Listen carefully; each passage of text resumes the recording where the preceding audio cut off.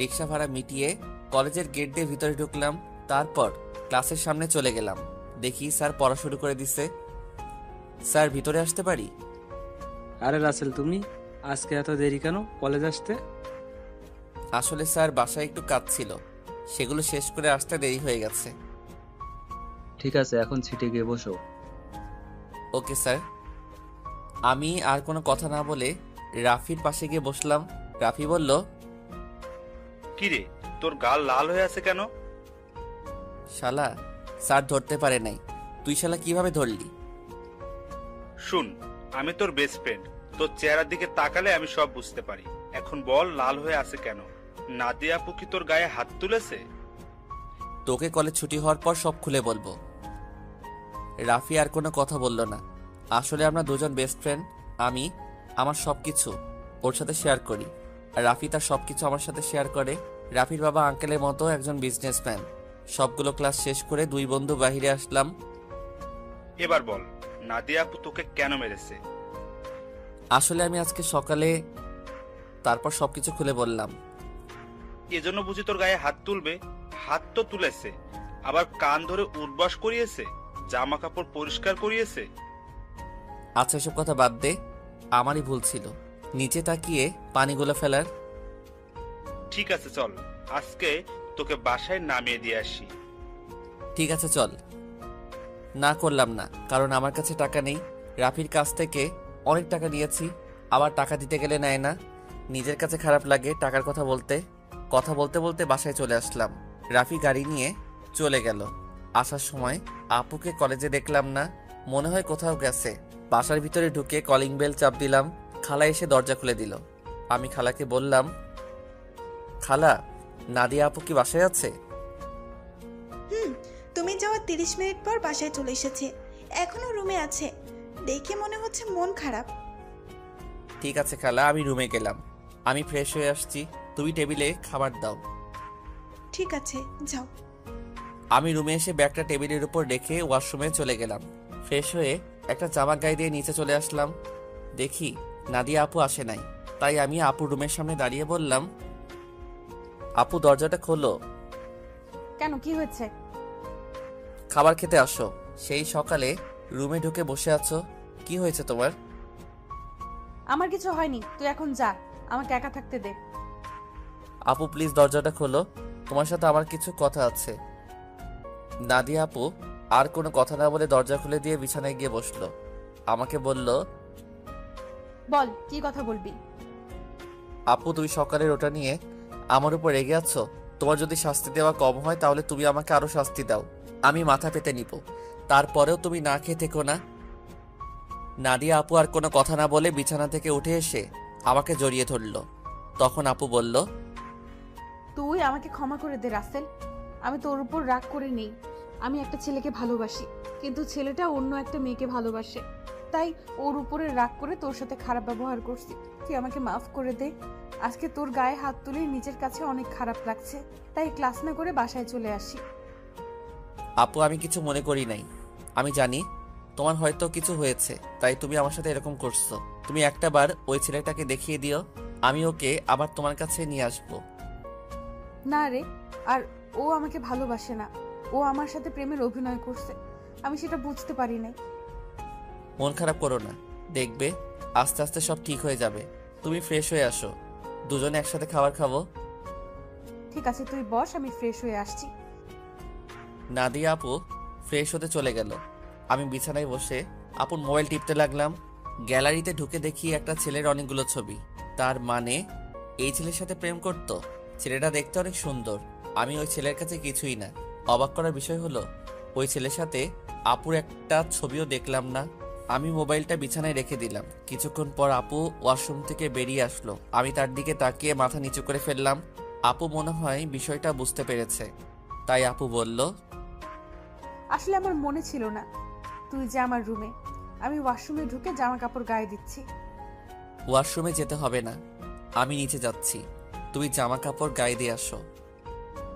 এ কথা বলে আমি আপুর রুম থেকে বেরিয়ে নিচে চলে আসলাম।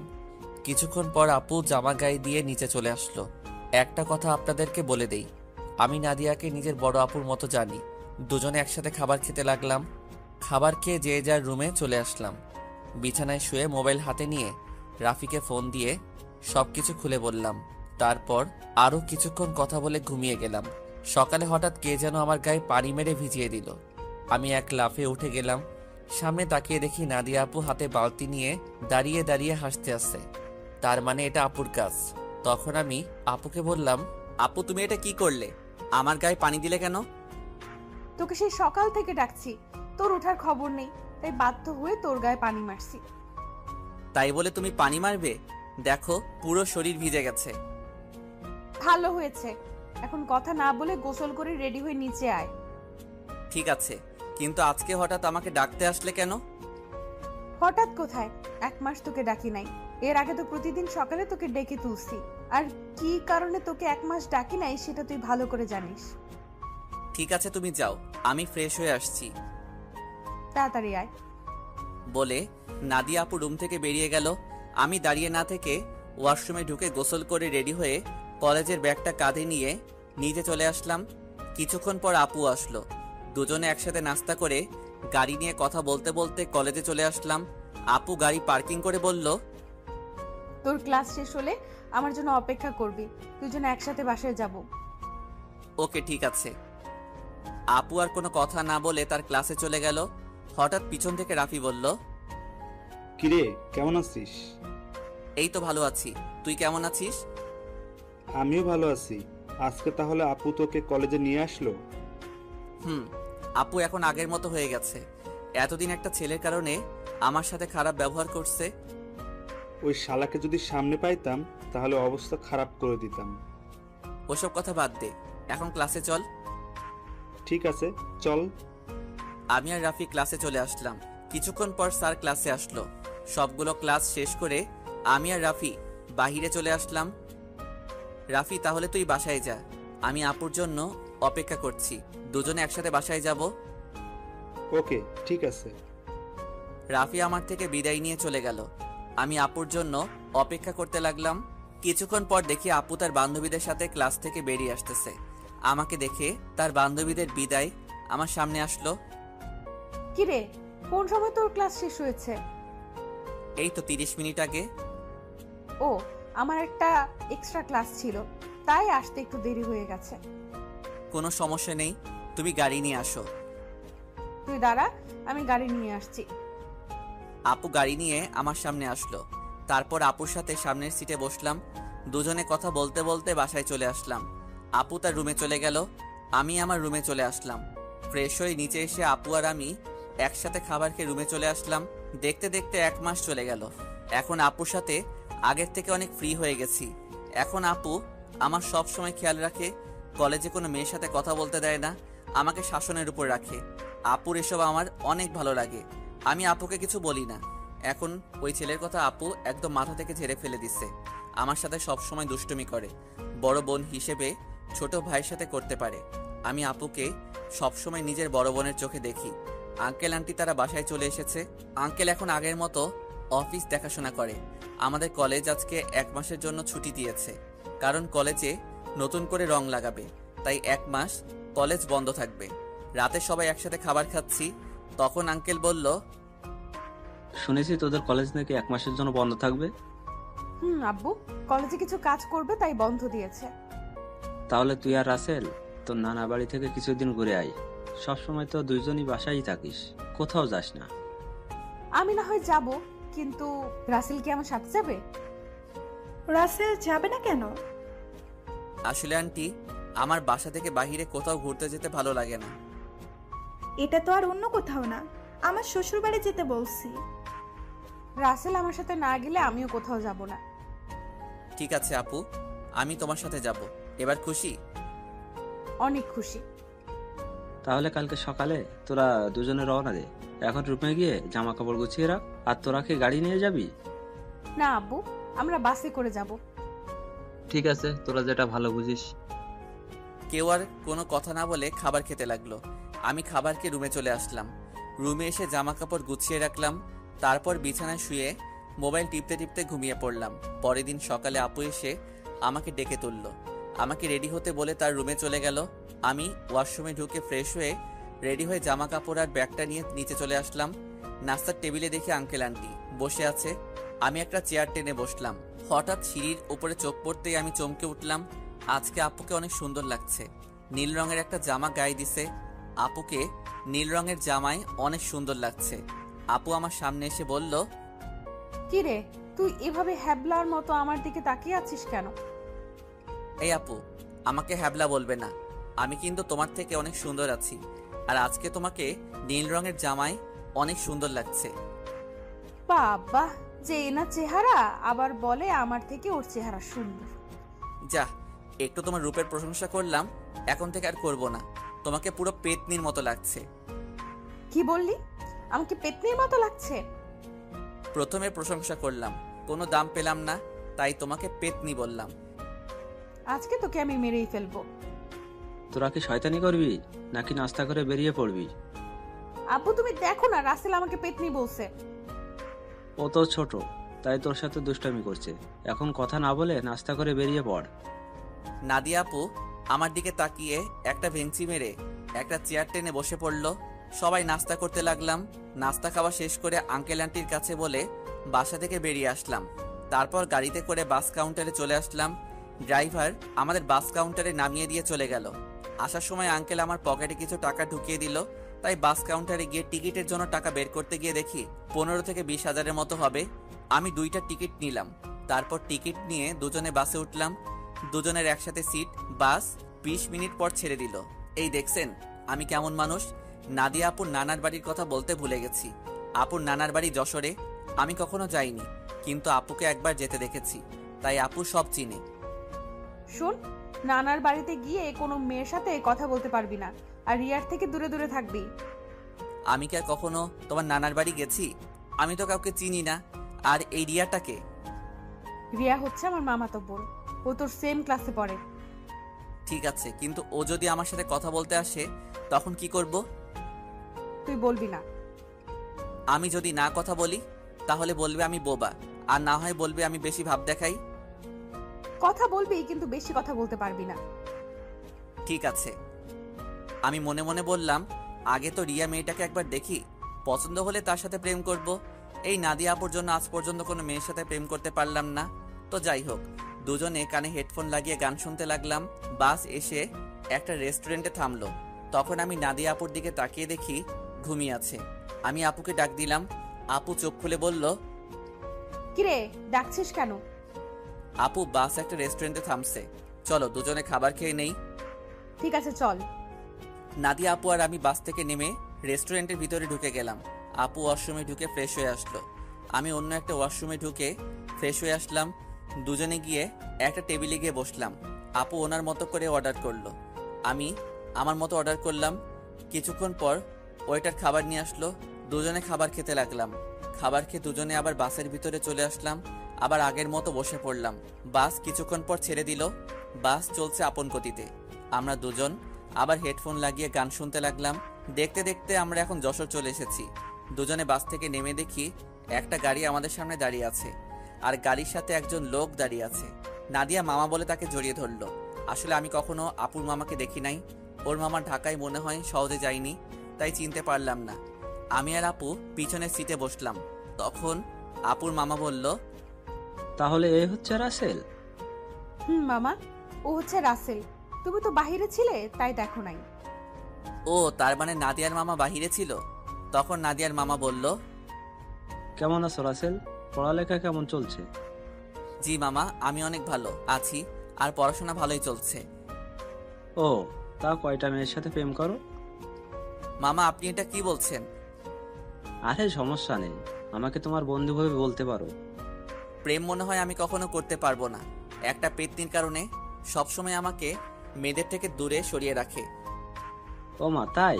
তা সে মানুষটাকে? আমি আপুর দিকে তাকিয়ে দেখি আমার দিকে চোখ লাল করে তাকিয়ে আছে। ভয়ে আমার গলা শুকিয়ে গেল, তাই কথা ঘুরিয়ে বললাম, আসলে আমার কলেজের এক ছেলে বন্ধু। সে বলেছে আমাদের দুজনের মধ্যে কেউ কখনো প্রেম করব না, কোনো মেয়ের সাথে বন্ধুত্ব করব। এ কারণে আজ পর্যন্ত একটা প্রেম করতে পারলাম না। আমার কথা শুনে মামা হাসতে হাসতে শেষ। আপুর দিকে তাকিয়ে দেখি এবার মুচকি মুচকি হাসছে।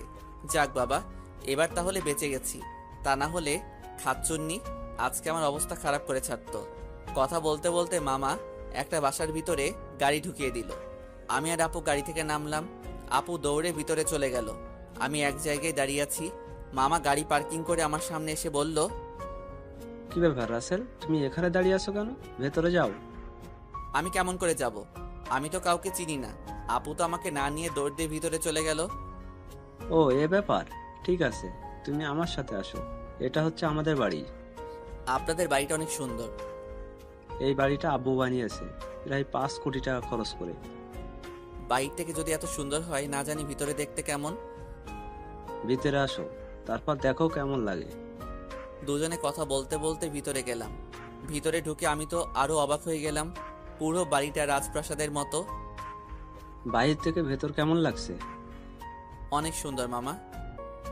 গ্রামের ভেতরে আমাদের বাড়িটা 1 নম্বরে আছে। এমন বাড়ি আর কোথাও নাই। হুম। ঠিক আছে, তুমি উপরে গিয়ে ডান হাতের পাশের রুমে চলে যাও।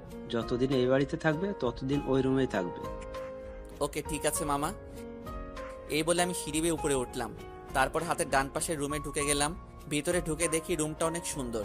আমি কাঁধের ব্যাগটা বিছানায় রেখে জামা কাপড় বের করে ওয়াশরুমে ঢুকে গেলাম। গোসল করে একটা জামা গায়ে দিয়ে রুম থেকে বেরিয়ে আসতেই কারোর সাথে ধাক্কা খেয়ে নিচে পড়ে গেলাম। নিচে তাকিয়ে দেখি আমি একটা মেয়ের গায়ের উপর পড়ে আছি। মেয়েটা দেখতে খুবই সুন্দর, যে কোনো ছেলে দেখলে প্রেমে পড়ে যাবে।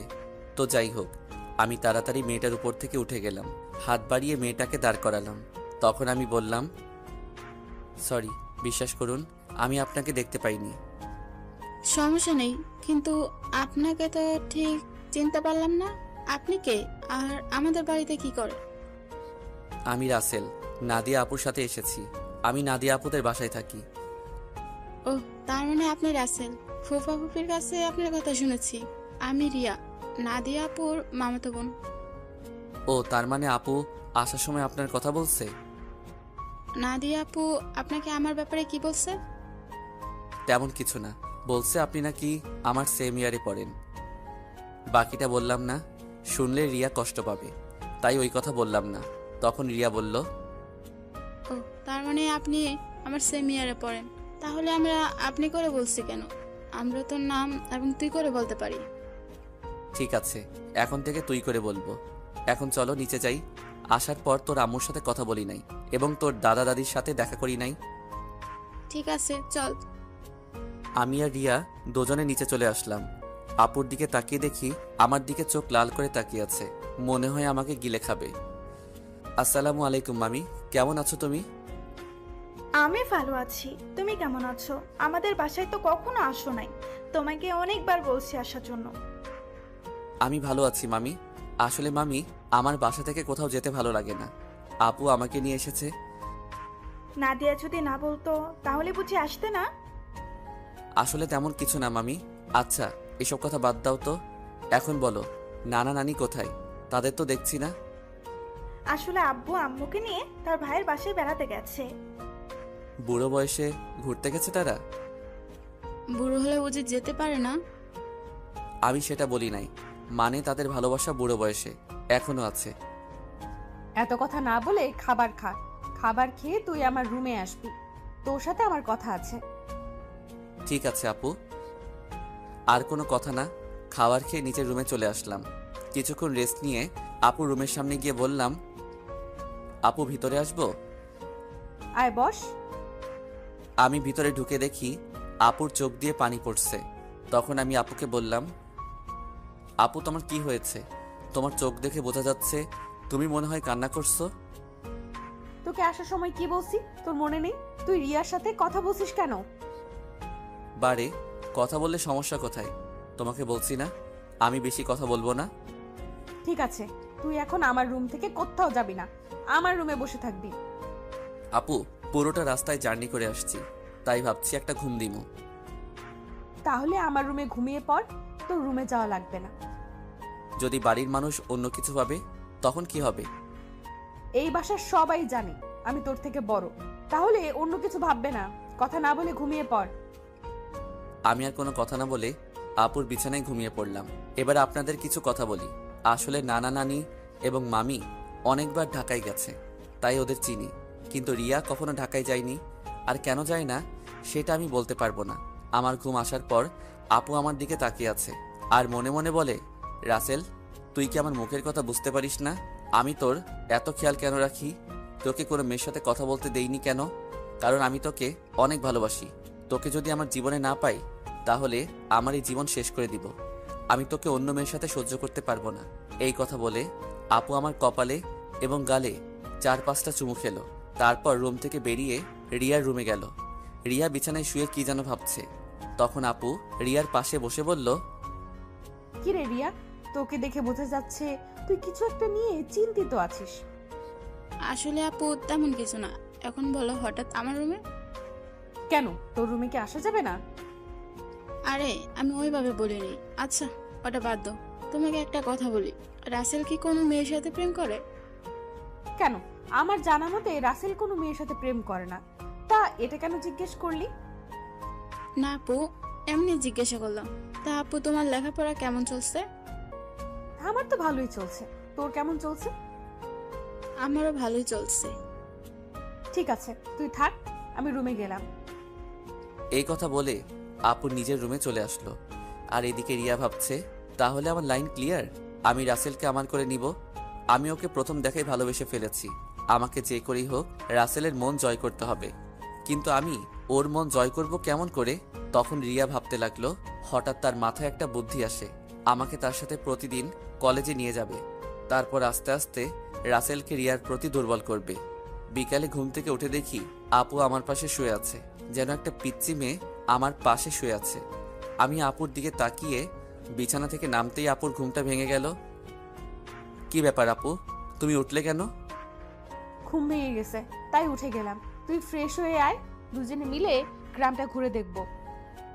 ঠিক আছে, আমি রুমে গিয়ে ফ্রেশ হয়ে আসছি। এই বলে আপুর রুম থেকে বেরিয়ে নিজের রুমে চলে আসলাম। ওয়াশরুমে ঢুকে ফ্রেশ হয়ে একটা জামা গায়ে দিয়ে নিচে নেমে আসলাম। নিচে এসে দেখি রিয়া সোফায় বসে টিভি দেখছে। আমাকে দেখে সামনে এসে বলল, কিরে, তুই কি কোথাও যাবি? আপু, আর আমি তোদের গ্রামটা ঘুরে দেখব। আপু ফ্রেশ হয়ে আসছে। ঠিক আছে, তোরা আমার জন্য কিছুক্ষণ অপেক্ষা কর, আমিও তোদের সাথে যাব।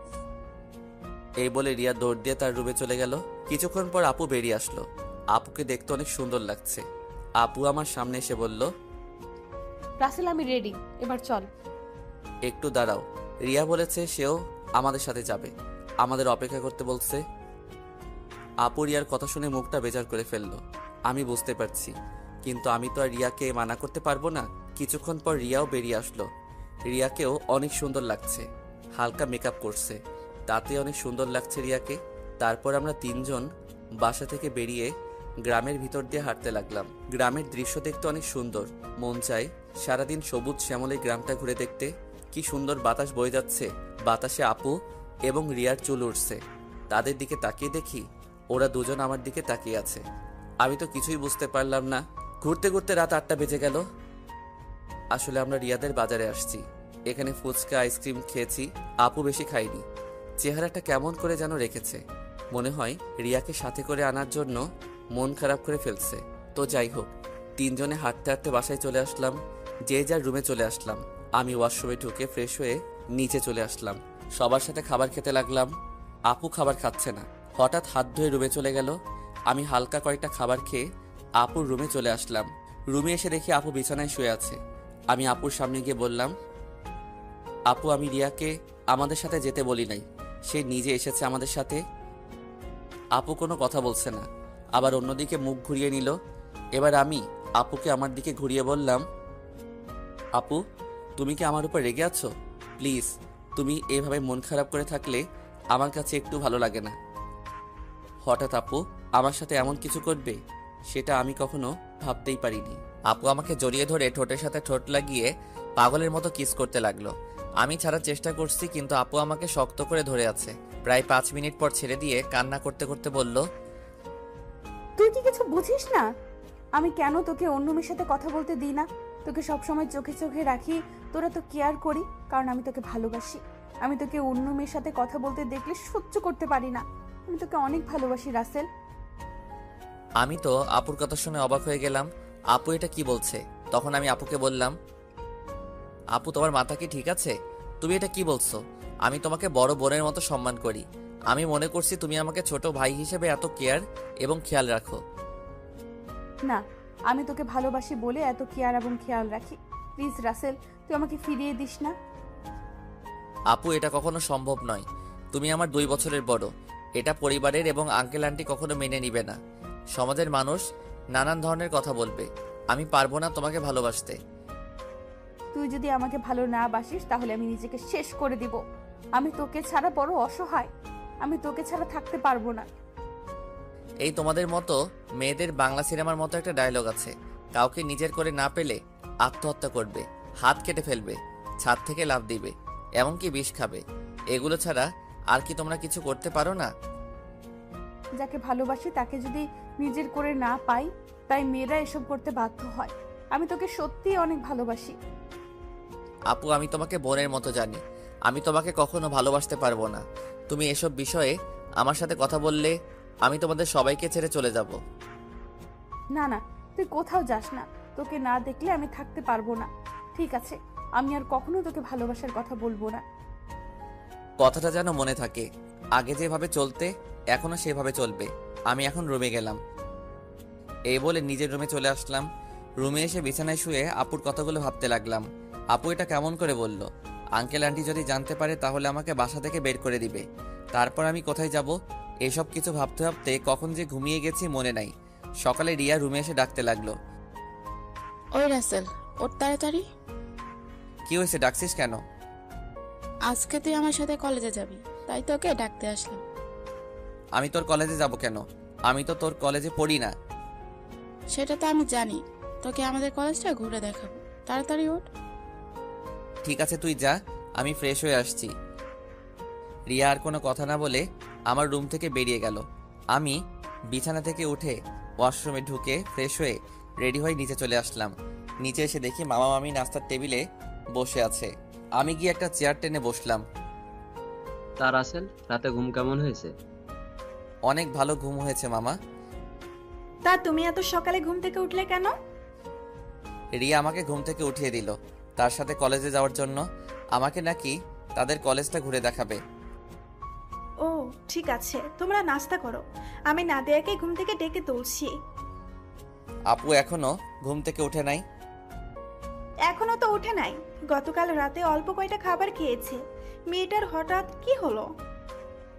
কি আর হবে, মনে হয় ভালো লাগছে না তাই খাবার কম খেয়েছে। হঠাৎ রিয়া এসে একটা চেয়ার টেনে আমার পাশে বসলো। তখন রিয়া বলল, কি হয়েছে আম্মু?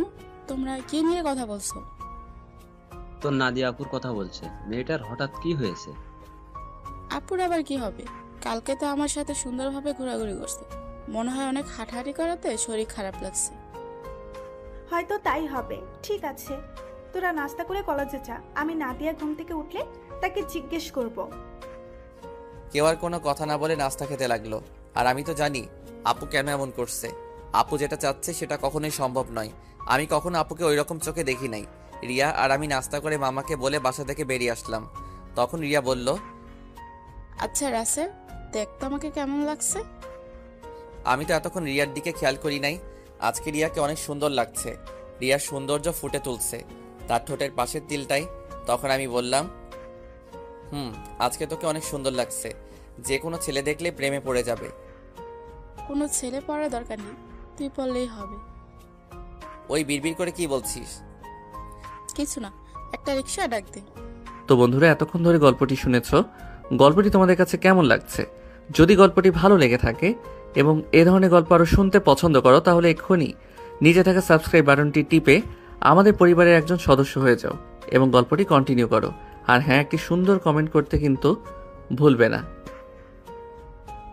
বাসায় গাড়ি থাকতে রিক্সা করে কলেজে যাবি কেন? আমার মন বলছে তুই একটা রিক্সা ডাক দে। ওই একটা রিক্সা ডাক দিব কেন? আমরা তো দুইজন এখানে, একটা রিক্সায় কি করে যাব?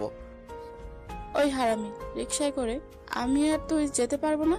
বেশি কথা না বলে রিক্সা ডাক দে। ঠিক আছে দিচ্ছি। একদিনের পরিচয় তুই আমার সাথে এইভাবে ঝগড়া করছিস? তোর সাথে তো এখনো কিছুই করিনি। তাড়াতাড়ি রিক্সা ডাক দে, এমনি দেরি হয়ে যাচ্ছে। আমি আর কোনো কথা না বলে একটা রিক্সা ডাক দিলাম। দুজনে রিক্সায় উঠলাম। তখন রিয়া বলল, আচ্ছা রাসেল, তুই কি কখনো প্রেম করেছিস কোনো মেয়ের সাথে? আমার দ্বারা এসব হবে না। আমার সাথে কোনো মেয়ে প্রেম করবে না। আমার চেহারা ভালো না। কে বলেছে তোর চেহারা খারাপ? তুই দেখতে অনেক সুন্দর। সুন্দর হলে কি হবে? আপু তো আমাকে কোনো মেয়ের সাথে প্রেম করতে দিবে না, আর আমিও মনের মতো কাউকে পাইনি। আশেপাশে তাকালেও পেতে পারিস। আমার পাশে তুই ছাড়া আর তো কেউ নেই, তাহলে পাবো কি করে? আরে পাগল, তোকে কি অন্য কারো কথা বলছি? আমাকে কি চোখে পড়ে না? কিরে চুপ করে আছিস কেন? তোর কলেজ আর কত দূর? এই তো সামনেই। তারপর দুজনে কথা বলতে বলতে রিয়ার কলেজের সামনে চলে আসলাম। আমি রিক্সা ভাড়া দিলাম। রিয়া আমাকে মানা করছে, কিন্তু তারপরেও আমি ভাড়া দিছি। দুজনে গেট দিয়ে কলেজের ভিতরে ঢুকলাম। হঠাৎ কয়েকটা মেয়ে আমাদের সামনে আসলো। তাদের একটা মেয়ে বলল, কিরে রিয়া, তোর সাথে উনি কে? আগে তো কখনো দেখিনি। আরে আমার মনে হয় কি আমাদের রিয়ার বয়ফ্রেন্ড। দেখতে কিন্তু অনেক সুন্দর। যদি রিয়ার আগে আমি দেখতাম তাহলে ওর সাথে প্রেম করতাম। ওই, তোরা কি চুপ করবি? ঋতু মিতু, তোরাও জানিস ওকে? ও হচ্ছে আমার ফুফাতো ভাই রাসেল। তুই তো কখনো আমাদের তোর ফুফাতো ভাইয়ের কথা বলিস নাই। আমি যদি জানতাম আমার ফুফাতো ভাই আছে, তাহলে তো তোদের অবশ্যই বলতাম। তোরা তো আমার ফুফাতো বোন নাদিয়া আপুকে চিনিস, ওনার ছোট ভাই। ও আচ্ছা, তা ভাইয়া কেমন আছেন? আমি এতক্ষণ ওদের কথা শুনে মাথা নিচু করে রাখলাম। আর রিয়ার কথা শুনে তো আমি আরো অবাক হয়ে গেলাম। সে ওদের সত্যিটা বলে নাই। তখন আমি বললাম, প্রথম কথা হচ্ছে আমাকে ভাইয়া বলে ডাকা যাবে না। আমি তোমাদের সাথে সেম ইয়ারে পড়ি, আর আলহামদুলিল্লাহ আমি আছি। আপনারা সবাই কেমন আছেন? যেহেতু আমাদের সাথে পড়েন তাহলে আমাদের আপনি না তুই করে বলবেন। আমরাও ভালো আছি। ঠিক আছে, পরে কথা বলা যাবে, এখন চল ক্লাসে। আমি বলি কি, তোরা ক্লাসে যা, আমি বাসায় চলে যাই। আমি এখান থেকে কি করব? তুই আমাদের সাথে ক্লাসে যাবি? যদি তোদের স্যার এবং ছাত্রছাত্রী কিছু বলে? তাও কথা ঠিক। আচ্ছা, তাহলে তুই বাসায় চলে যা। দুপুর 1টার সময় আমাকে এসে নিয়ে যাস। আমি ঠিক আছে বলে কলেজ থেকে বেরিয়ে একটা রিক্সা নিয়ে বাসায় চলে আসলাম। বাসায় কলিং বেল চাপ দেওয়ার পর মামি এসে দরজা খুলে দিল। আমাকে দেখে বলল, কি ব্যাপার রাসেল, তুমি চলে আসলে কেন? আমি কলেজে থেকে কি করব, তাই চলে আসলাম। রিয়া বলেছে তাকে দুপুরে গিয়ে নিয়ে আসতে। ও ঠিক আছে, তুমি রুমে যাও, আমি তোমার জন্য উপরে কফি নিয়ে আসছি। আমি এখন কফি খাবো না। আপু কি ঘুম থেকে উঠেছে? নাস্তা করে এখনো রুমে আছে। ঠিক আছে। আমি আপুর রুমে গেলাম বলে ভিতরে ঢুকে আপুর রুমে চলে গেলাম। আপুর রুমে এসে দেখি কার সাথে যেন মোবাইলে হেসে হেসে কথা বলছে। আমাকে দেখে ফোনটা কেটে দিল। তখন বলল, তুই আমার রুমে কেন এসেছিস? আমি তোমার রুমে আসলে সমস্যা কোথায়? আর তুমি কার সাথে কথা বলছো? সেটা কি তোকে বলতে হবে? আপু তুমি আমার সাথে এইভাবে কথা বলছো কেন? তোর সাথে আমার কথা বলতে ভালো লাগছে না, তুই আমার রুম থেকে বেরিয়ে যা। আমি আর কোনো কথা না বলে আপুর রুম থেকে বেরিয়ে আমার রুমে চলে আসলাম। বিছানায় বসে ভাবতে লাগলাম, আপুর হঠাৎ কি হলো? আমার মনে হয় তার ভালোবাসা অ্যাকসেপ্ট না করার কারণে আমার উপর রেগে আছে। আপুর এমন কথাই কেন জানি আমার অনেক খারাপ লাগছে। পরে ভাবলাম, রাগ করলে করুক, কিছুদিন পর এমনি ঠিক হয়ে যাবে। আর কিছু না ভেবে একটা ঘুম দিলাম। দুপুরের দিকে ঘুম থেকে উঠে দেখি একটা বাজার 10 মিনিট বাকি আছে। তাই কোনো রকম ফ্রেশ হয়ে মামিকে বাসা থেকে বেরিয়ে একটা রিক্সা নিয়ে রিয়ার কলেজের সামনে চলে আসলাম। কলেজের সামনে এসে দেখি রিয়া তার বান্ধবীদের সাথে বাহিরে দাঁড়িয়ে আছে। আমাকে দেখে ঋতু আর মিতুর থেকে বিদায় নিয়ে আমার সাথে রিক্সায় উঠে বসলো। তোর আসতে লেট হলো কেন? আসলে কলেজ থেকে গিয়ে ঘুমিয়ে পড়ছি, উঠতে একটু দেরি হয়ে গেছে, তাই আসতে একটু দেরি হয়েছে। ওহ। তারপর দুজনে কথা বলতে বলতে বাসায় চলে আসলাম। এবার রিয়া আমাকে রিক্সা ভাড়া দিতে দিল না, রিয়া এবার রিক্সা ভাড়া দিল। তারপর দুজনে বাসার ভিতরে ঢুকে যে যার রুমে চলে গেলাম। দেখতে দেখতে 10টা দিন চলে গেল। রিয়া আর তার বান্ধবীদের সাথে ভালো বন্ধুত্ব হয়েছে, কিন্তু আপু আমার সাথে ঠিকভাবে কথা বলে না।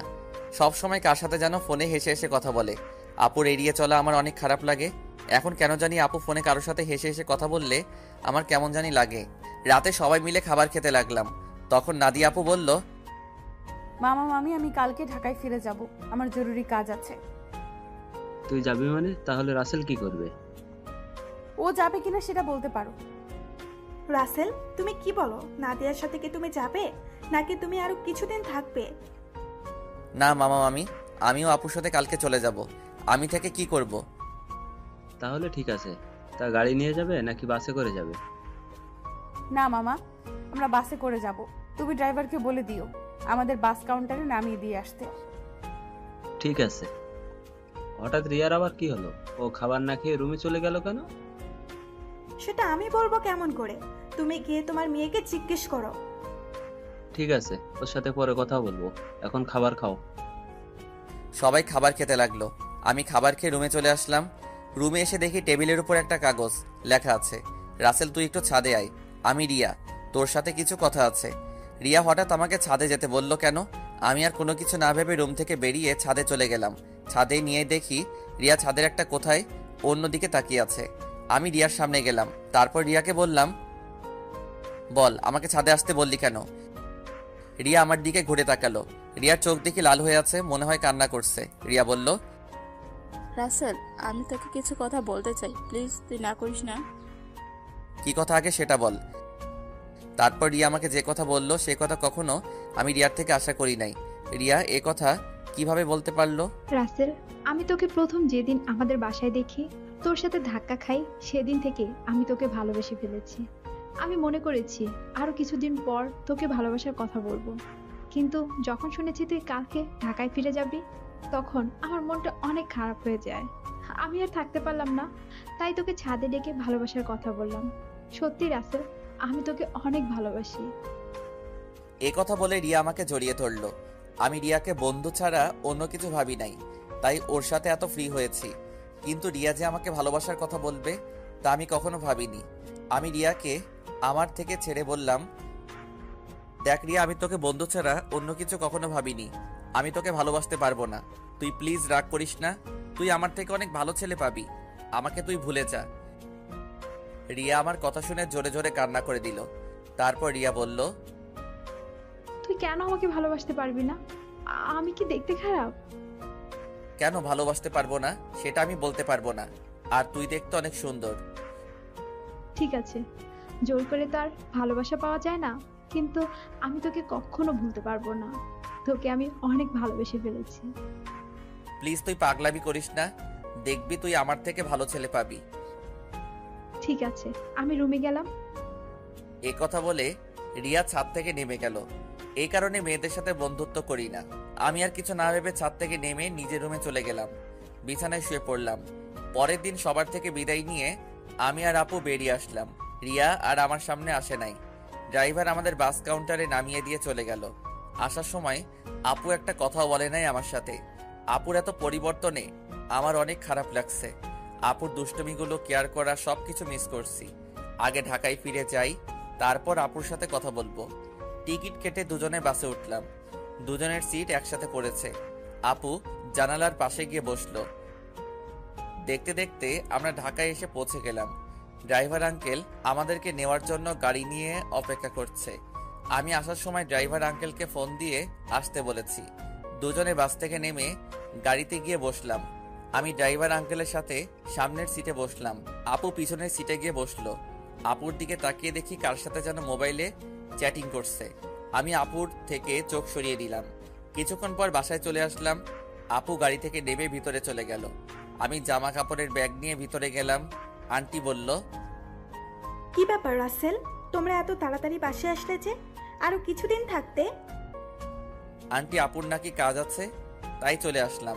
আর 10 দিন তো থেকে আসলাম। ঠিক আছে, তুমি রুমে গিয়ে ফ্রেশ হয়ে আসো, আমি টেবিলে খাবার দিচ্ছি। ঠিক আছে আন্টি। এই বলে নিজের রুমে চলে আসলাম। রুমে এসে ওয়াশরুমে ফ্রেশ হয়ে নিচে চলে আসলাম। একটা চেয়ার টেনে বসলাম। আপুকে দেখলাম না টেবিলে। তখন আমি আন্টিকে বললাম, আন্টি আপু কোথায়? আপু খাবার খাবে না? ও তো খাবার খেয়ে রুমে চলে গেছে, তুমি খেয়ে নাও। ও। আমি আর কোনো কথা না বলে খাবার খেয়ে রুমে চলে আসলাম। দেখতে দেখতে আরো 10টা দিন চলে গেল। আপুর সাথে কথা বলতে গেলে আমার সাথে কথা বলে না। এই 10টা দিন অনেক কষ্টে কেটেছে। রিয়াদের বাসায় তেমন কষ্ট পাইনি, কারণ রিয়ার সাথে দুষ্টুমি করতে করতে দিন পার হয়ে গেছে। কিন্তু এখানে তো আপুই আমার সাথে সবসময় দুষ্টুমি করতো। আমি এখন বুঝতে পেরেছি আপুর সাথে কথা না বলতে পারলে আমি অচল। আপুর আগের দুষ্টমিগুলো খুব মিস করছি। আমার মনে হয় আমিও আপুকে ভালোবেসে ফেলেছি। কিন্তু আন্টি আঙ্কেল কি আমাদেরকে মেনে নিবে? সমাজের মানুষ কি বলবে? আপুকে দেখি এখন সবসময় হাসি খুশি থাকে, কার সাথে যেন মোবাইলে সারাদিন কথা বলে। আপু কি তাহলে অন্য কাউকে ভালোবাসে? না, আমার মনের কথা আপুকে খুলে বলতে হবে। রাতে রাফিকে ফোন দিয়ে বললাম কলেজের সামনে দেখা করতে। রাফিকে বলে দেখি সে কি বলে। আমি একটা জামা গায়ে দিয়ে বাসা থেকে বেরিয়ে একটা রিক্সা নিয়ে কলেজের সামনে চলে গেলাম। কিছুক্ষণ পর দেখি রাফি বাইক নিয়ে আমার সামনে আসছে। রাফি বাইকটা সাইড করে আমার সামনে এসে বলল, কিরে, হঠাৎ জরুরি দেখা করতে বললি কেন? আসলে তোর সাথে একটা কথা আমি শেয়ার করি নাই, এখন না করেও পারছি না। কি কথা বল। তাহলে শোন। তারপর রিয়াদের বাসা এবং আপুদের বাসা থেকে সবকিছু খুলে বললাম। এখন তুই বল আমি কি করব? আঙ্কেল আন্টি যদি জানতে পারে তাহলে তো আমাকে বাসা থেকে বের করে দিবে। তখন আমি কোথায় যাব? তোর এই বন্ধু থাকতে তোর কোনো সমস্যা নেই। তুই আপুকে তোর মনের কথা খুলে বল, পরেরটা পরে দেখা যাবে। আপু কি এখন আমাকে ভালোবাসবে? আমি তো তার মনে কষ্ট দিচ্ছি। হয়তো কিছুদিন তোর সাথে অভিমান করে থাকবে, তারপর এমনি অ্যাকসেপ্ট করে নিবে। আমার মনে হয় আপু অন্য কোনো ছেলেকে ভালোবাসে। সারাদিন দেখি কার সাথে যেন মোবাইলে হেসে হেসে কথা বলে। আগে তুই আপুকে মনের কথা খুলে বল, তারপর দেখ আপু কি বলে। যদি রাজি না হয় তারপরও তুই আপুর পিছনে লেগে থাকবি। তোকে যদি সত্যি ভালোবাসে তাহলে দেখবি তোর সাথে বেশি দিন অভিমান করে থাকবে না। তুই আপুর সব অত্যাচার সহ্য করে নিবি। ঠিক আছে, আজকে আমি আপুকে মনের কথা খুলে বলবো। আমি আর থাকতে পারছি না। এই 10টা দিন আমি অনেক কষ্ট পেয়েছি। ওকে, চল তোকে বাসায় নামিয়ে দিই। ঠিক আছে চল। আমি রাফির বাইকে করে বাসায় চলে আসলাম। রাফি আমাকে নামিয়ে দিয়ে চলে গেল। বাসার ভিতরে ঢুকে দেখি একটা গাড়ি, কিন্তু গাড়িটা তো আঙ্কেলের না। তাহলে বাসায় কারা এসেছে? আমি দরজার সামনে দাঁড়িয়ে কলিং বেল চাপ দিলাম। খালা এসে দরজা খুলে দিল। আমি ভিতরে ঢুকে দেখি আপু শাড়ি পরে মেহমানদের সামনে বসে আছে। আবার একটা ছেলে দেখি তাদের সাথে আছে। আঙ্কেল দেখি বাসায়।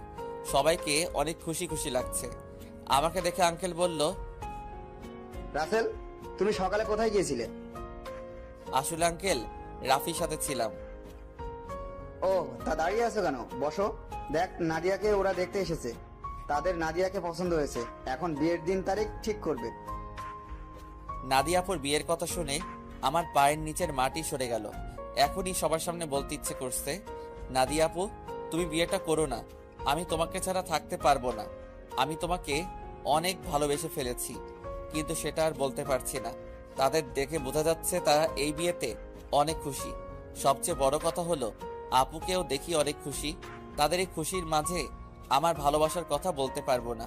আমি চাই না আমার কারণে তাদের খুশি নষ্ট হয়ে যাক। আর ছেলেটা দেখতে অনেক সুন্দর, আপুর সাথে ভালো মানাবে।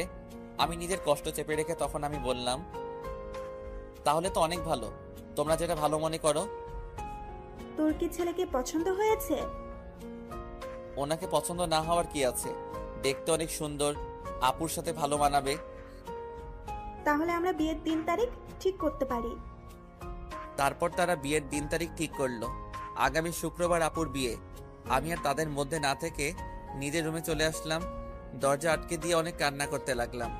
জীবনে কোনো মেয়েকে ভালোবাসি নাই, এই প্রথম একজনকে ভালোবাসলাম, কিন্তু তাকে আর বলতে পারলাম না। বলার আগেই তার বিয়ে ঠিক হয়ে গেল। হঠাৎ আমার মোবাইলটা বেজে উঠল। দেখি রিয়া ফোন দিছে। আজকে এতদিন পরে রিয়া আজকে ফোন দিছে। চোখের পানি মুছে ফোনটা রিসিভ করলাম। কিরে, কেমন আছিস? আছি কোনো রকম। তুই কেমন আছিস? আমি আলহামদুলিল্লাহ ভালো আছি। মামা মামি তারা কেমন আছে? সবাই ভালো আছে, কিন্তু তোর কথা কেমন জানি লাগছে। কি হয়েছে তোর? আমার তো কিছুই হয়নি। তুই মনে হয় আমার থেকে কিছু লুকাচ্ছিস। বল, কি হয়েছে তোর? বলতে পারি, কিন্তু তুই আমাকে কথা দিতে হবে। তুই কাউকে কিছু বলবি না। ঠিক আছে, বলবো না। এবার বল। তাহলে শোন। রিয়াকে সবকিছু খুলে বললাম।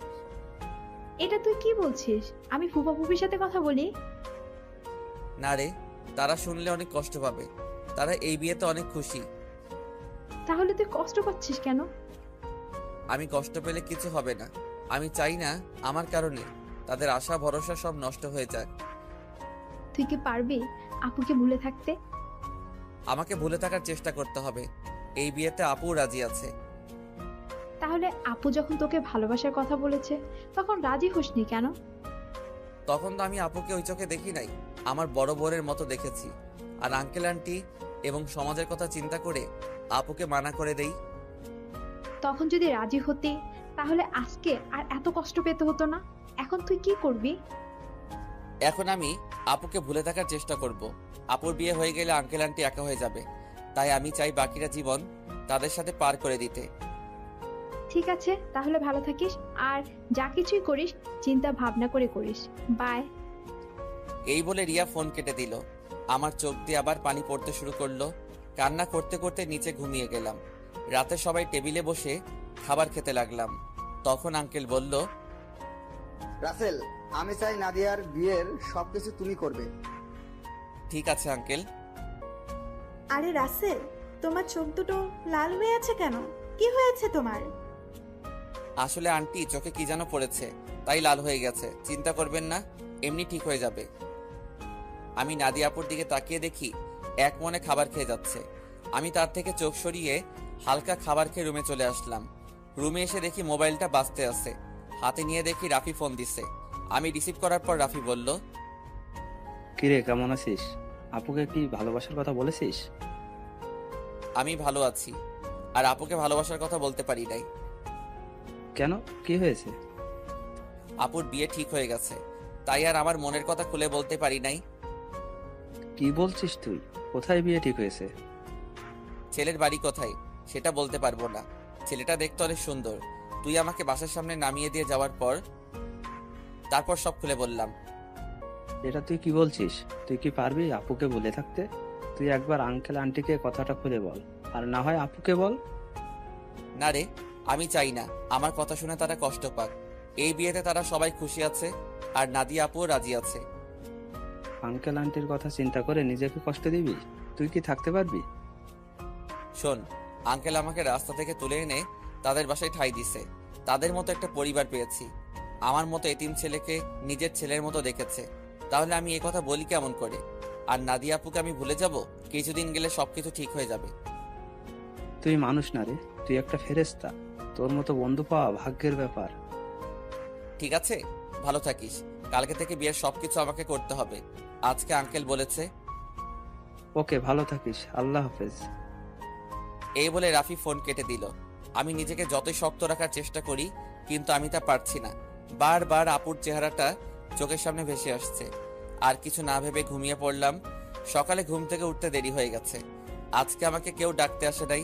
মনে হয় কাজে কামে বিজি সবাই। আমি বিছানা থেকে নেমে ওয়াশরুমে চলে গেলাম। ফ্রেশ হয়ে একটা জামা গায়ে দিয়ে নিচে আসলাম। নিচে এসে একজনকে দেখে আমি পুরো অবাক হয়ে গেলাম। আর কেউ নয়, আপুর সাথে যে ছেলের বিয়ে ঠিক হয়েছে সেই ছেলে। আমি এখনো ওনার নাম জানি না। আমাকে দেখে ডাক দিল, আসসালামু আলাইকুম দুলাভাই, কেমন আছেন? আলহামদুলিল্লাহ, ভালো আছি। তুমি কেমন আছো? আমিও ভালো আছি। দুলাভাইয়ের নামটা তো জানা হলো না, তা হঠাৎ বিয়ের আগে শ্বশুর বাড়িতে? আমার নাম রনি। নিজের অফিস দেখাশোনা করছি, আর আজকে নাদিয়াকে নিয়ে মার্কেটে যাব বিয়ের কেনাকাটা করতে। আমি চাই নাদিয়ার পছন্দ মতো সবকিছু কিনে দিতে। খুব ভালো। তা আপু কোথায়? নাদিয়া রেডি হয়ে আসছে, তুমিও আমাদের সাথে চলো। না দুলাভাই, আঙ্কেল আমাকে বিয়ের সবকিছুর দায়িত্ব দিছে। আমি নাস্তা করে বাহিরে গিয়ে বিয়ের কার্ডের অর্ডার, ডেকোরেশন সবকিছু করে আসতে হবে। আমার হাতে অনেক কাজ। আপনি আপুকে নিয়ে যান। তোমার যখন কাজ আছে তাহলে তো আর জোর করা যাবে না। চলুন, নাস্তা করবেন। আমি বাসা থেকে করে এসেছি, তুমি করে নাও। ঠিক আছে বলে নাস্তা টেবিলে চলে আসলাম। খালা আমাকে নাস্তা দিয়ে গেল। হঠাৎ সিঁড়ির উপর চোখ গেল, দেখি আপু সুন্দরভাবে সেজে গুজে নিচে নামছে। আপুকে দেখতে অনেক সুন্দর লাগছে। আপু আমার দিকে তাকাতেই আমি চোখ সরিয়ে নিলাম। তারপর তারা দুজনে বাসা থেকে বেরিয়ে গেল। আমি হালকা নাস্তা করে বাসা থেকে বেরিয়ে রিক্সা নিয়ে রাফিদের বাসার সামনে চলে আসলাম। ভাড়া মিটিয়ে কলিং বেল চাপ দিলাম। কিছুক্ষণ পর রাফির আম্মু দরজা খুলে দিল। আসসালামু আলাইকুম আম্মু, কেমন আছো? এতদিন পর তোর এই আম্মুর কথা মনে পড়ছে? সরি আম্মু, আমার ভুল হয়ে গেছে, আর কখনো এমন ভুল করব না। ঠিক আছে, এখন ভিতরে আয়। রাফি তার রুমে আছে, তুই ওর রুমে যা। আমি কফি পাঠিয়ে দিচ্ছি। ঠিক আছে আম্মু।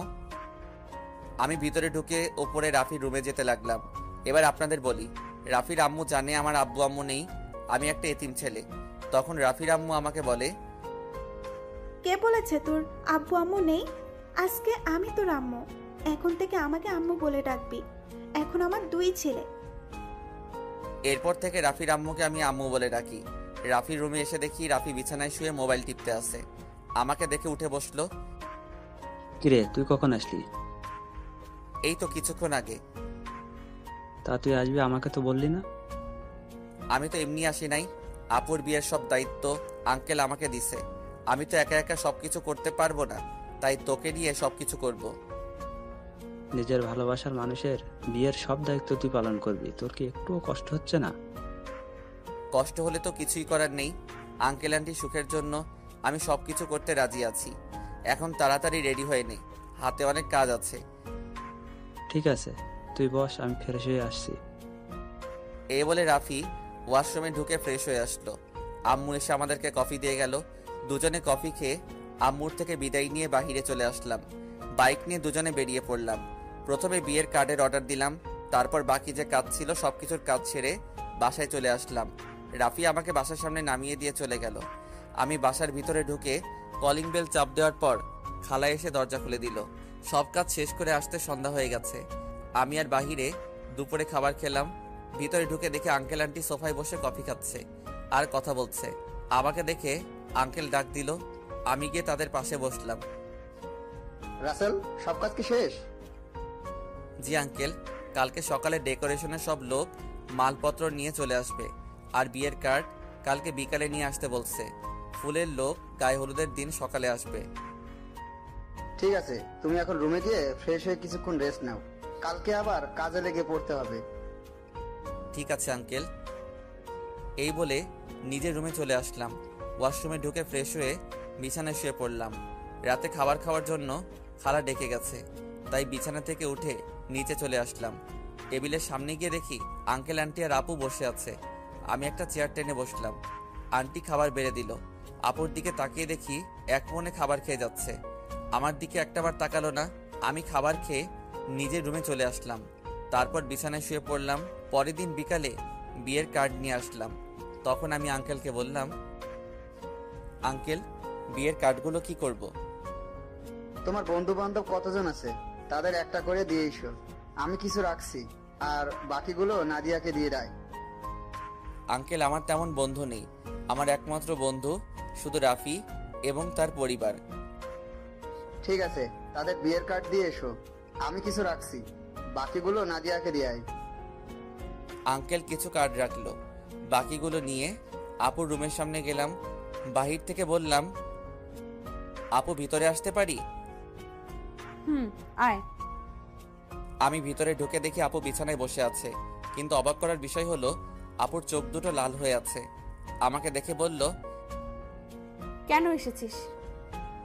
আসলে আপু, আঙ্কেল বলেছে বিয়ের কার্ডগুলো তোমাকে দিতে, তোমার বন্ধু বান্ধবকে দেওয়ার জন্য। ঠিক আছে, রেখে যা। আমি বিছানার উপরে কার্ডগুলো রেখে যেই না রুম থেকে বেরিয়ে যাব, তখন আপু আমাকে পেছন থেকে জড়িয়ে ধরে কান্না করে দিল। আমি আপুকে আমার দিকে ঘুরিয়ে বললাম, আপু তুমি কান্না করছো কেন? তুই কি মানুষ নাকি অন্য কিছু? আপু হঠাৎ এই কথা বলল কেন? আমাকে রিয়া ফোন করে সব বলে দিছে। তুই আমাকে ভালোবাসার কথা বললি না কেন? আমি তোমাকে যেদিন বলতে যাব সেদিন দেখি তোমাকে ছেলেপক্ষ দেখতে এসেছে, তাই আর বলি নাই। তুই তো আমাকে একটাবার বলে দেখতি, তোকে আমি এখনো অনেক ভালোবাসি। সেটা আর কখনো সম্ভব না। তোমার বিয়ে ঠিক হয়ে গেছে। এই বিয়েতে আঙ্কেল আন্টি অনেক খুশি। আমি চাই না তাদের মনে কষ্ট দিতে। তুই মা বাবার সুখের কথা চিন্তা করে নিজের ভালোবাসা কোরবানি দিবি? এছাড়া আমার কোনো উপায় নেই। ঠিক আছে, তুই যখন মা বাবার সুখের কথা চিন্তা করে আমাকে বিয়ে করবি না, তাহলে আমি রনিকে বিয়ে করব। কিন্তু কখনো রনিকে স্বামীর অধিকার দিব না। আমি তোকে ভালোবাসি আর সারা জীবন বেঁচে যাব। আপু তুমি এমন পাগলামি করো না। আমাকে তুমি ভুলে যাও। নিজের বাবা মার কথা একটাবার চিন্তা করো। তোমার এই বিয়েতে তারা অনেক খুশি। তুই আমার রুম থেকে বেরিয়ে যা। যে ছেলে নিজের ভালোবাসার মানুষকে অন্য ছেলের হাতে তুলে দিতে রাজি আছে, সে কখনো কাউকে ভালোবাসতে পারে না। আমি আর কোনো কথা না বলে নিজের রুমে চলে আসলাম। নিজের চোখ দিয়ে 2 ফোঁটা পানি পড়ে গেল। আপু, আমি তোমাকে অনেক ভালোবাসি। তুমি যদি আমার জায়গায় হতে তাহলে তুমি তাই করতে।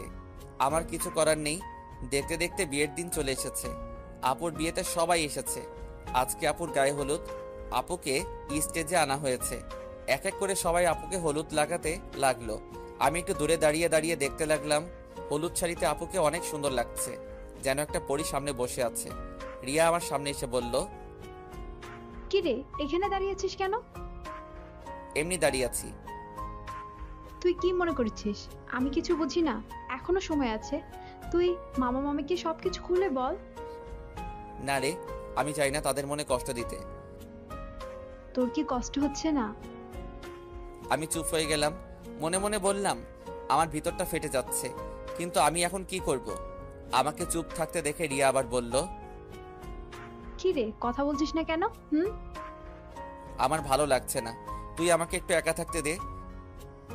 রিয়া আর কোনো কথা না বলে চলে গেল। হঠাৎ আঙ্কেল আমার সামনে এসে বলল, কি ব্যাপার রাসেল, তুমি এখানে দাঁড়িয়ে আছো কেন? যাও নাদিয়াকে হলুদ লাগিয়ে দিয়ে আসো। যাচ্ছি আঙ্কেল বলে স্টেজে উঠে নাদিয়া আপুর সাথে বসলাম। আপু আমার দিকে করুণ চোখে তাকালো। আমি একটু হলুদ আপুর গালে লাগিয়ে দিলাম। তারপর মিষ্টি আপুর মুখের সামনে ধরলাম, কিন্তু আপু খাচ্ছে না, আমার দিকে তাকিয়ে আছে। তখন আন্টি বলল, কিরে নাদিয়া, রাসেল তোর মুখের সামনে মিষ্টি ধরে রাখছে, তুই খাস না কেন? আন্টির কথা শুনে আপু হালকা একটু মিষ্টি খেলো। তারপর আপু আমাকে একটু মিষ্টি খাইয়ে দিল। আমি আর বসে না থেকে ছাদে চলে গেলাম। অনেক কষ্টে আপুর সামনে চোখের পানি আটকে রেখেছি। ছাদের কিনারে দাঁড়িয়ে কান্না করতে লাগলাম। আজকে রাতটা পার হলে কালকে আপুর বিয়ে হয়ে যাবে। নিজের চোখের সামনে কিভাবে দেখবো আপুর বিয়ে? আমার চোখের পানি কোনো বাধা মানছে না। অঝর ধারায় পানি পড়তে লাগলো। ছাদে কতক্ষণ ছিলাম বলতে পারবো না। আমার একটা জিনিস কিছুতেই মাথায় ঢুকছে না। রাফিকে আজকে গায়ে হলুদে দেখলাম না। ও কোথায়? আমাকে তো বলছে সন্ধ্যার পর চলে আসবে। আম্মু আব্বু তারা এসেছে, কিন্তু তাকে দেখলাম না। পকেট থেকে মোবাইলটা বের করে রাফিকে ফোন দিলাম, কিন্তু তার মোবাইল বন্ধ বলছে। আমি আর কিছু না ভেবেই নিচে নামতে যাব। হঠাৎ ছাদে কারো আসার শব্দ পেলাম। নিচের দিকে তাকিয়ে দেখি আপু ছাদের দিকে আসছে। আপু আমাকে দেখে হাত ধরে টেনে ছাদের কিনারে নিয়ে আসলো।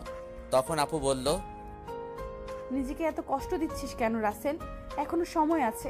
তুই আব্বু আম্মুকে সবকিছু খুলে বল। তুই যদি বলতে ভয় পাস তাহলে আমি বলি। না আপু, তুমি এই কাজ কখনো করবে না। তারা শুনলে অনেক কষ্ট পাবে। আমি চাই না তারা আমার কথা শুনে কষ্ট পাক। তুই কি পারবি আমাকে ছেড়ে থাকতে? আমাকে পারতেই হবে। রাসেল, শেষবারের মতো আমার একটা কথা রাখবি? কি কথা বলো? তুই কালকে আমার সামনে আসিস না। আমি তোকে সামনে দেখলে কবুল বলতে পারবো না। ঠিক আছে, আমি তোমার সামনে থাকবো না। আমাকে জড়িয়ে ধরে একটা কিস করবি? কালকের পর তো অন্য পুরুষের সাথে থাকতে হবে। এখানে অন্য পুরুষ কোথায় থেকে আসলো? সে তো হবে তোমার স্বামী। কিন্তু আমি তো তাকে কখনো স্বামী হিসেবে মানবো না। আমি শুধু তোকে ভালোবাসি।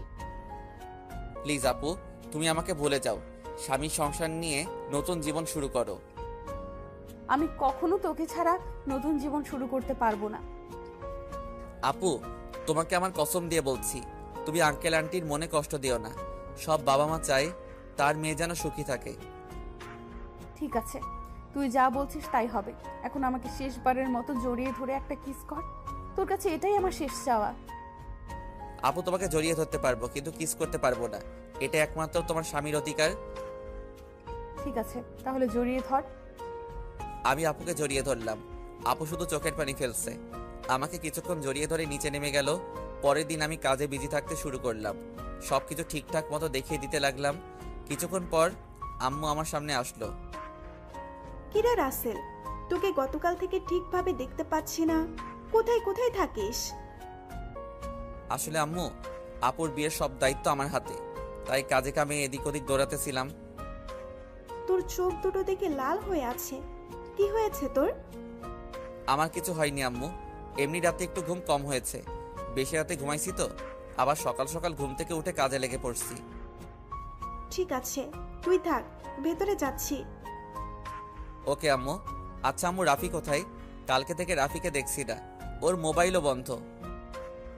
আমাকে তো বলছে তার কি একটা কাজ আছে, তাই সে আসতে পারবে না, কিন্তু আজকে দুপুরে চলে আসবে বলছে। মোবাইল বন্ধ কেন সেটা তো বলতে পারবো না। ও, আম্মু আর কোনো কথা না বলে চলে গেল। আমি আবার কাজে লেগে পড়লাম। দেখতে দেখতে দুলা আসার সময় হয়ে গেছে। এদিকে আমার সবকিছু ঠিকঠাক মতো হয়ে গেছে। আমি রুমে এসে ফ্রেশ হয়ে একটা পাঞ্জাবি গায়ে দিয়ে রুম থেকে বেরিয়ে যেতেই হঠাৎ রিয়া আমার রুমে আসলো। কিরে তুই হঠাৎ আমার রুমে?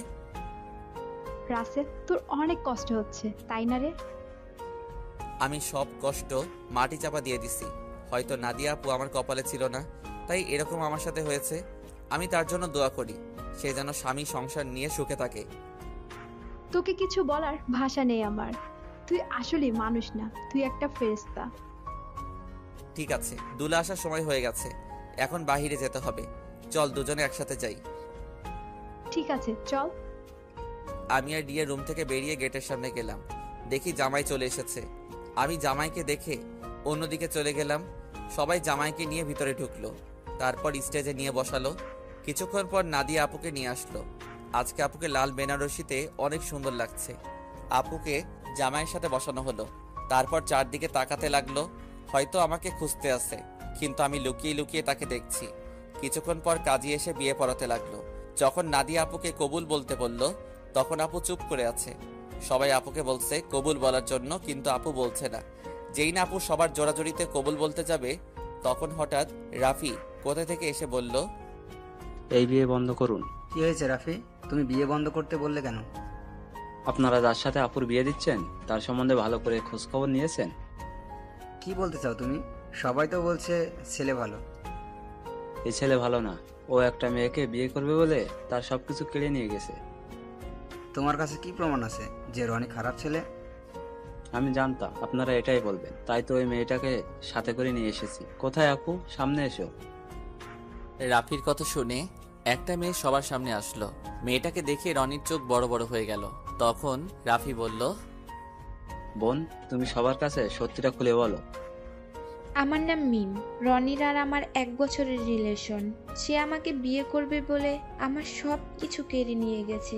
কিছুদিন আগে সে আমাকে বলে তাকে ভুলে যেতে, তার নাকি অন্য জায়গায় বিয়ে ঠিক হয়ে গেছে। আমার সাথে নাকি প্রেমের অভিনয় করছে। আমার ছেলে যে তোমার সাথে খারাপ কিছু করেছে তার কি প্রমাণ আছে? আমার মোবাইলে আমার আর রনির একসাথে ছবি আছে এবং কিছু নেগেটিভ ছবিও আছে, চাইলে দেখতে পারেন। বলে মোবাইলটা রনির বাবার হাতে দিল। তখন রনির আব্বু বলল, আমি তোমাদের দুজনের ছবি শুধু দেখেছি, আর ওগুলো দেখতে চাই না। রহমান সাহেব, আপনি আমাকে ক্ষমা করে দিন। আমি জানতাম না আমার ছেলে এতটা খারাপ। যদি জানতাম তাহলে কখনো আপনার মেয়ের জন্য বিয়ের প্রস্তাব নিয়ে আসতাম না। আমি আজকে ওদের দুজনকে বিয়ে দিব, পারলে আমাকে মাফ করে দিবেন। এই বলে রনির বাবা মিম এবং রনিকে নিয়ে তারা বাসা থেকে বেরিয়ে গেল। সবাই এখন চিন্তা করছে নাদিয়ার কি হবে। তখন আঙ্কেল বলল, এখন আমার মেয়েটার কি হবে? এখন কে ওকে বিয়ে করবে? তখন রাফি আর রিয়া আঙ্কেলের সামনে গিয়ে বলল, আঙ্কেল, আপনি কোনো চিন্তা করবেন না, আপুর বিয়ে আজকে এবং এখনই হবে। তুমি কি বলছো রাফি? আমার মেয়েকে বিয়ে করবে? আমি তোর কথা কিছুই বুঝলাম না। তুই কার কথা বলছিস? সে আর কেউ নয়, আমি রাসেলের কথা বলছি। রাসেল আর নাদিয়া আপু দুজনকে পাগলের মতো ভালোবাসে। শুধু আপনাদের সুখের কথা চিন্তা করে নিজের ভালোবাসা কুরবানি দিতে চেয়েছে। কারণ মামা, তুমি ওকে রাস্তা থেকে তুলে নিয়ে এসে বাসায় ঠাঁই দিয়েছো, তাই তোমাদের নুন খেয়ে তোমাদের মন নষ্ট করতে দিতে চাইনি। আমি আপনাদের সবকিছু খুলে বলি। তারপর সবকিছু খুলে বললাম। আঙ্কেল রাফির কথা শুনে আমার সামনে সে ঠাস করে একটা থাপ্পড় মেরে বলতে লাগলো, নিজেকে খুব মহান মনে করছিস তাই না? তোকে আমি বাইরের ছেলে মনে করেছি? তুই কেন এমন করছিস? আমি তোমাদের সাথে প্রতারণা করতে পারবো না। আমি আপনাদের দুজনকে সবসময় নিজের মা বাবার মতো দেখে এসেছি। আপনি একটা এতিম ছেলেকে ঠাঁই দিয়ে নতুন জীবন দিয়েছেন। আমি কি করে আপনাদের মনে কষ্ট দেই? আরে, আমি তোকে কখনো অন্যভাবে দেখিনি। আমি তোকে নিজের ছেলের মতো জানি। তুই আমাদের কাছে একটা বার বলে দেখতি, আমি কখনো মানা করতাম না। এটা শুনে আমি আরো খুশি হয়েছি। আচ্ছা তোর কথা বাদ দিলাম, নাদিয়া তো আমাদের খুলে বলতে পারতি। আমি তোমাদের সবকিছু খুলে বলতে চেয়েছি, কিন্তু রাসেল আমাকে মানা করেছে, আবার আমাকে কসম দিছে। ঠিক আছে, এখন সব বাদ। এখন রাফি, তুমি রাসেলকে তৈরি করে নিয়ে আসো। ঠিক আছে আঙ্কেল। এ বলে রাফি আমাকে নিয়ে উপরে চলে আসলো। আমি সাথে সাথে রাফিকে জড়িয়ে ধরে কান্না করে দিলাম। তারপর বললাম, কিরে কেমনে কি? আমার পাঠক পাঠিকারা তো কিছুই বুঝতে পারছে না, একটু সবাইকে খুলে বলো। ঠিক আছে বলছি। আমি গতকাল দুপুরে মার্কেটে যাচ্ছিলাম আপুর বিয়ের উপহার কিনতে। তখন হঠাৎ দেখি একটা মেয়ে রনির মতো একটা ছেলের সাথে কথা বলছে। হঠাৎ ছেলেটা মেয়েটাকে ঠাস করে 2টা থাপ্পড় মেরে চলে যায়। ছেলেটা যে সময় গাড়িতে উঠবে তখন তার চেহারা দেখে অবাক হয়ে যায়, কারণ সে ছিল রনি ভাই। আমি আর দাঁড়িয়ে না থেকে মেয়েটার কাছে গেলাম। তখন তাকে জিজ্ঞেস করি, ওই ছেলেটার সাথে তোমার কি সম্পর্ক? তারপর মেয়েটি সব খুলে বলে। কি বলেছে আপনারা তো সব জানেন। তুই মিমের সব কথা শুনে কি বলছিস? আমি ওর কথা শুনে তাকে নিয়ে বাসায় চলে আসলাম। আব্বু আম্মুকে বললাম, আমার বন্ধু, তোমরা সবাই বিয়ে বাড়িতে চলে যাও, আমি বিয়ের দিন যাব। আমার বন্ধুর সাথে আমার কিছু কাজ আছে। আব্বু আম্মু পরে কিছু বলে নাই? মানে একটা মেয়ের সাথে তোর কি কাজ? তুই তো জানিস আব্বু আম্মু আমাকে অনেক বিশ্বাস করে, তার ছেলে কখনো খারাপ কাজ করবে না। আব্বু আম্মু চলে আসার পর কোনো রকম রাতটা কাটিয়ে পরের দিন বিয়ে বাড়িতে নিয়ে আসলাম। আমি সবার সামনে রনির মুখোশ খুলে দেওয়ার জন্য বিয়ের দিন মিমকে নিয়ে আসি। আজকে তোর কারণে আমার ভালোবাসার মানুষকে আপন করে পেয়েছি। তোর এই ঋণ কখনো শোধ করতে পারবো না। হয়েছে, তোর ঋণ শোধ করা লাগবে না, শুধু আমার একটা হেল্প করে দিতে হবে। বল তোর কি হেল্প লাগবে? আমার সাথে একটা মেয়ে দাঁড়িয়ে যখন আঙ্কেলের সাথে কথা বলছে, ওই মেয়েটাকে আমার পছন্দ হয়েছে। ওর সাথে আমার লাইনটা ক্লিয়ার করে দিবি। তার মানে তুই রিয়ার কথা বলছিস? আরে তোকে তো ওর কথা বলছি। মানে আমি তো কিছুই বুঝতে পারছি না। তোকে বলছি না, আমাকে আপুর মামাতো বোন রিয়া প্রপোজ করছে, এই সেই মেয়ে। কি? তার মানে ওই সেই রিয়া? কিন্তু চেহারা তো কিন্তু মার্শাল্লাহ। এখন আমার সাথে লাইনটা করে দে।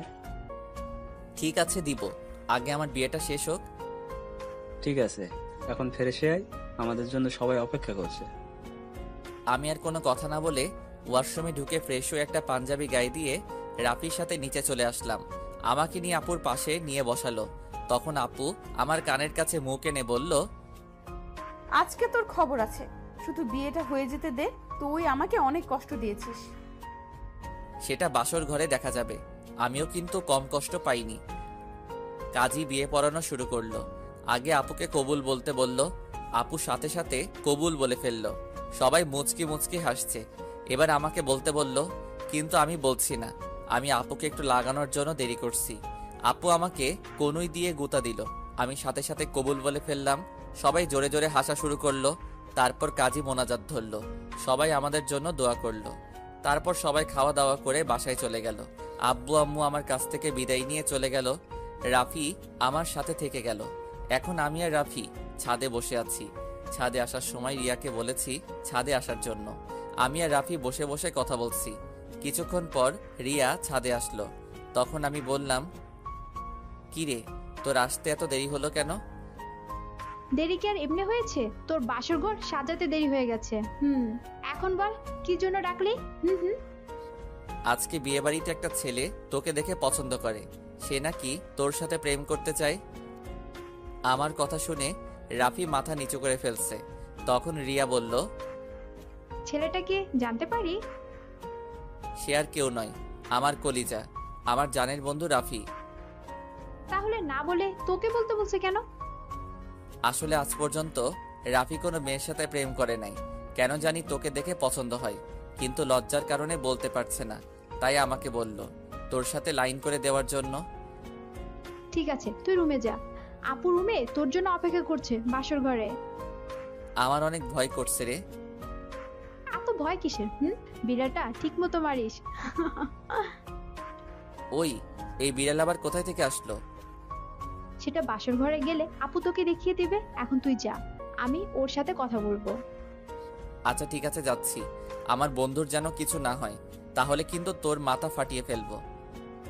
ওই আমার জামাইয়ের সাথে আর আমি যেটাই করি তোর সমস্যা কি? কি তার মানে তুই রাজি? আরে ওকে তো প্রথম দেখে আমি প্রেমে পড়ে গেছি, এখানে রাজি হওয়ার কি আছে? তুই বাসর ঘরে যা, আমি আমার জানের সাথে একটু রোমান্স করি। তাহলে তোরা থাক, আমি গেলাম। আমি আর কোনো কথা না বলে বাসর ঘরের সামনে চলে আসলাম। দোয়া দরুদ পরে আস্তে আস্তে রুমে ঢুকলাম। তারপর দরজা বন্ধ করে দিলাম। দরজা বন্ধ করে বিছানার দিকে তাকিয়ে যেটা দেখলাম সেটা দেখে আমি পুরো অবাক হয়ে গেলাম। দেখি নাদিয়া আপু একটা লাঠি নিয়ে বিছানায় বসে আছে। আমি আপুর সামনে গেলাম। তখন আমি বললাম, আপু তুমি লাঠি নিয়ে বসে আছো কেন? ঠাস করে একটা বাড়ি মেরে দিল। তখন আমি বললাম, তুমি আমাকে মারলে কেন? প্রথমে আপু বললি কেন? আপুকে আপু বলবো না তো কি বলবো? আবার ঠাস করে আরেকটা বাড়ি মারলো। তখন নাদিয়া বলল, আর একবার যদি আপু বলে ডাকিস তাহলে তোর মাথা ফাটিয়ে দেব। এখন থেকে আমার নাম এবং তুমি করে বলবি। তুমি করে তো সব সময় বলি, কিন্তু নাম ধরে কিভাবে বলবো? তুমি তো আমার থেকে বড়।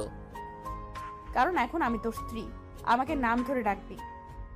ঠিক আছে, এখন থেকে নাম ধরে ডাকবো। তো এতক্ষণ কোথায় ছিলি? তোর আসতে এত লেট হলো কেন? আগে বলো, তুমি আমাকে তুই করে বলছো কেন? আমি তোমার স্বামী, আমাকে তুমি করে বলবে। ঠিক আছে বলবো, এখন বল আসতে দেরি হলো কেন? তাহলে শুনো। তারপর রাফি আর রিয়ার কথা খুলে বললাম। সেটা তো খুশির খবর। আজকে রাফির জন্য তোমাকে আমি আপন করে পেয়েছি। ও না থাকলে এতক্ষণ আমাকে বাসর ঘরে রনি থাকতো। ঠিকই বলেছ, ওর মতো বন্ধু পাওয়া ভাগ্যের ব্যাপার। ঠিক আছে, এখন উঁচু করে আসো, 2 রাকাত নফল নামাজ আদায় করতে হবে। করব, আগে আমাকে একটা কথার উত্তর দাও। বিয়ের আগে তোমাকে দেখছি সব সময় কার সাথে যেন হেসে হেসে কথা বলতে। তুমি কার সাথে কথা বলতে? নাদিয়া আমার কথা শুনে হাসতে হাসতে বলল, আরে পাগল, এটা আমি অভিনয় করছি। আমি তোমার সামনে মোবাইল নিয়ে অন্য ছেলের সাথে কথা বলার অভিনয় করছি এবং তোমাকে এড়িয়ে চলছি। তুই এগুলো সহ্য করতে না পেরে যেন আমাকে ভালোবাসার কথা বলিস, কিন্তু হাদারা তুমি আমাকে কখনোই বলো নাই। কিছুদিন পর যখন তোমার রিয়াকশন দেখলাম না, তারপর ওই ছেলেকে বিয়ে করতে রাজি হয়ে যাই। তারপর কি হলো তুমি তো জানো। আমারটার কি শুনবে? সব তো তুমি জানতে পেরেছ। এখন চলো দুজনে অজু করে আসি। ঠিক আছে চলো। আমি আর নাদিয়া ওয়াশরুমে ঢুকে অজু করে 2 রাকাত নফল নামাজ আদায় করে খাটে গিয়ে বসলাম। তখন নাদিয়া বলল, আজকে তোমার ভালোবাসা দিয়ে আমার সব কষ্ট দূর করে দাও। তোমার কষ্ট দূর করলে আমার কষ্টগুলো দূর করবে কে? আমিও তোমার সব কষ্ট দূর করে দেব ভালোবাসা দিয়ে। ঠিক আছে, তাহলে মিশনে নেমে পড়ি। আমার তো আর সহ্য হচ্ছে না। বাবা, আমার সিনিয়র জামাইয়ের দেখি সহ্য হচ্ছে না। আসো। তারপর আর কি, নাদিয়ার উপর ঝাঁপিয়ে পড়লাম। নাদিয়ার ঠোঁট দুটো নিজের আয়ত্তে নিয়ে আসলাম। আস্তে আস্তে কাপড় খুলতে লাগলাম। তারপর ওর পুরো শরীরে কিস করতে লাগলাম।